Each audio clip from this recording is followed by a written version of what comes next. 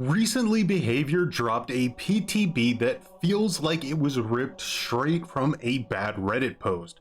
Now, I don't want to just tread over the obvious. The Haddonfield rework and the Twins rework were clearly awful, right? What Victor can do in a chase is just beyond stupid. So what I'd rather focus on in this video is just how truly alarming it is that this rework was greenlit in the first place.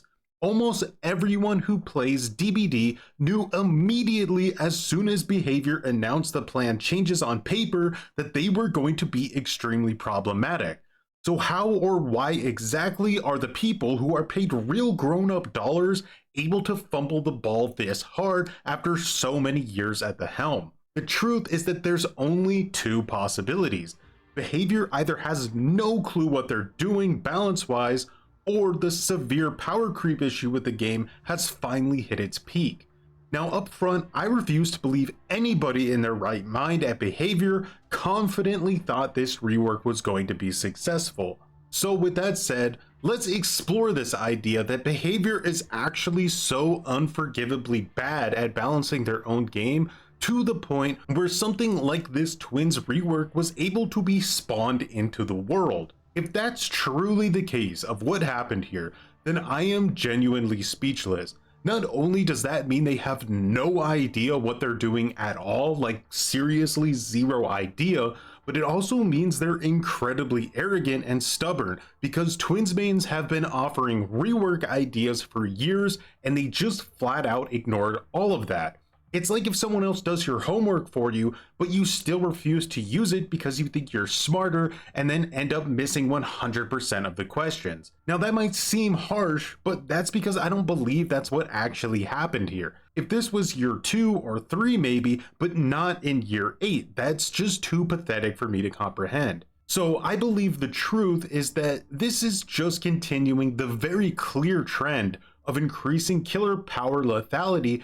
And like I said before, they have finally reached the peak of creating a killer who essentially does not have any counterplay in a chase. If you look back just recently, Huntress having her movement speed penalty essentially removed while aiming a hatchet, her entire chase counterplay is based in that movement speed penalty. Without it, she just wins at every loop by default. Now, fortunately, Behavior reverted the changes before the Huntress buff came to the live servers because of community feedback, but they still had the mindset that Huntress needed that buff, which removed her counterplay entirely. Same with Clown now having more bottles by default, Hag's traps activating at closer proximity, Pig having a Super Saiyan lunge attack, and the Trickster rework where he gets main event every 5 seconds.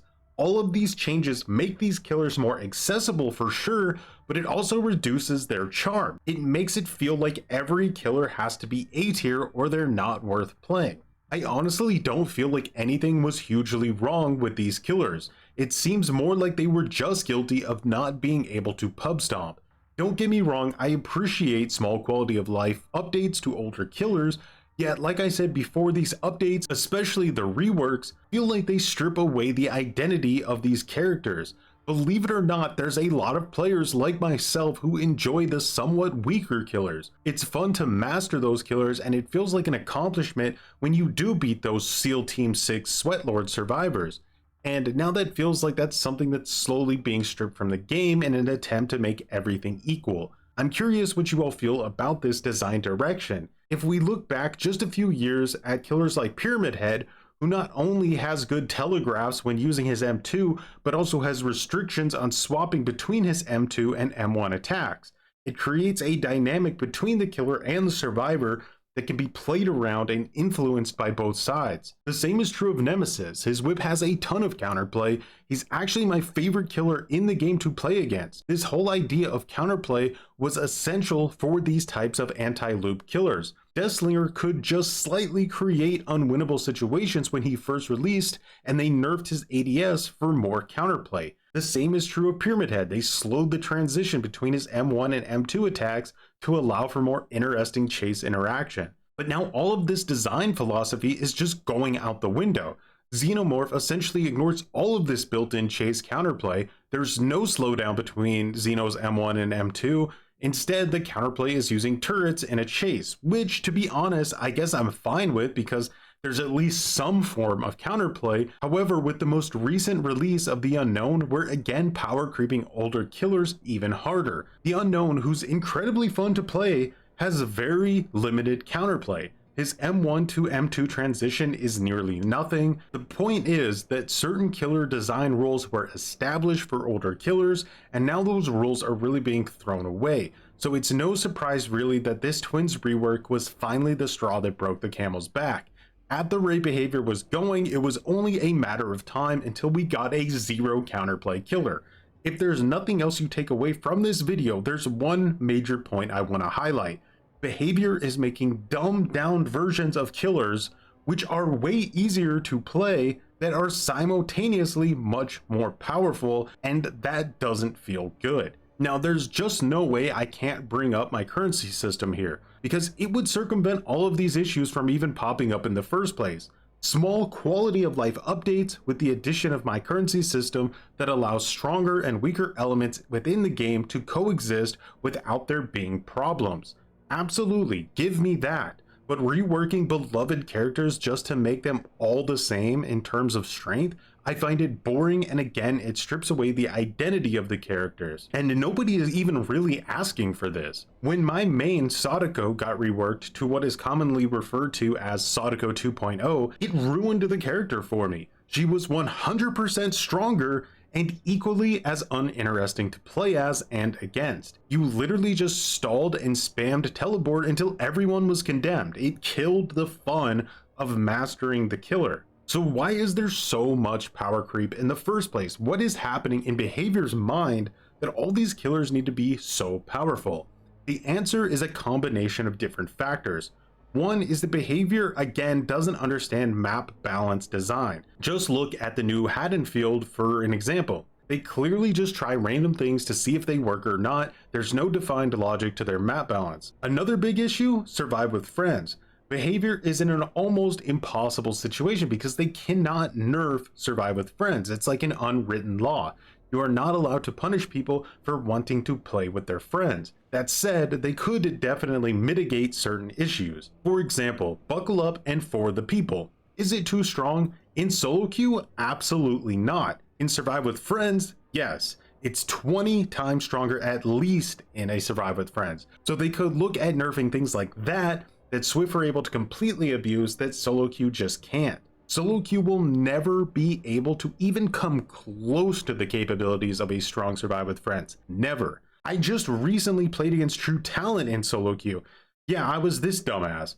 And just look at the teammates I got. With man, like, you can agree or not. No, I don't really care. Like,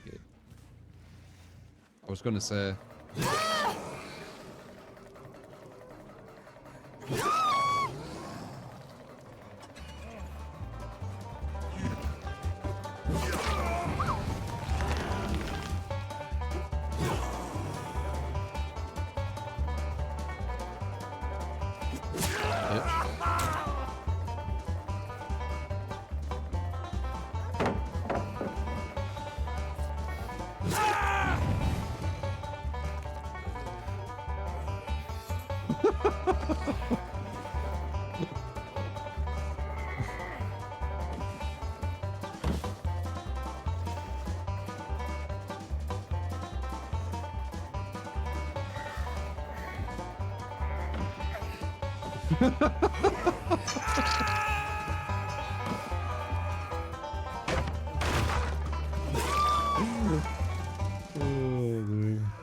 This is solo queue with skill-based matchmaking. It's putting me against true talent. How do you want to buff that team to be able to compete? Also, anything behavior does to try to buff solo queue also buffs survive with friends. Now again, my currency system removes virtually all of these issues. It doesn't fix map design, but it fixes the divide between solo queue and survive with friends. It fixes power creep. It allows for stronger and weaker perks, killers, items, and add-ons to all exist within the game together while still maintaining balance. I mean, how much further do we want to keep going down this road of just simplifying the game? In my recent video, I said that Nurse and Blight are going to get nerfed because they bottleneck the balance of the game. And in response, a lot of people said that it's my currency system that would nerf and punish you for playing those characters. But look, Blight just got an enormous nerf that fundamentally changes the character, something that would not have needed to happen with my currency system. How long do we want to keep over buffing, over nerfing, reworking, dumbifying these characters? It's just completely destinationless. All that said, I'm sure this stuff from the PTB will be altered for the live release, but it's all just frivolous. There's no chance that this update will launch without more of the same balance issues, necessitating more changes.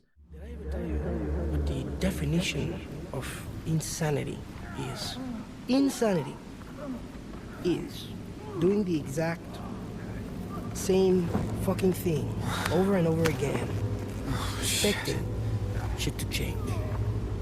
That is crazy. With that, let me know what you all feel about the design direction that behavior is going in. Also, make sure to leave a like on the video if you do not want the twins rework to go to live. And as always, thanks for watching and have a good one.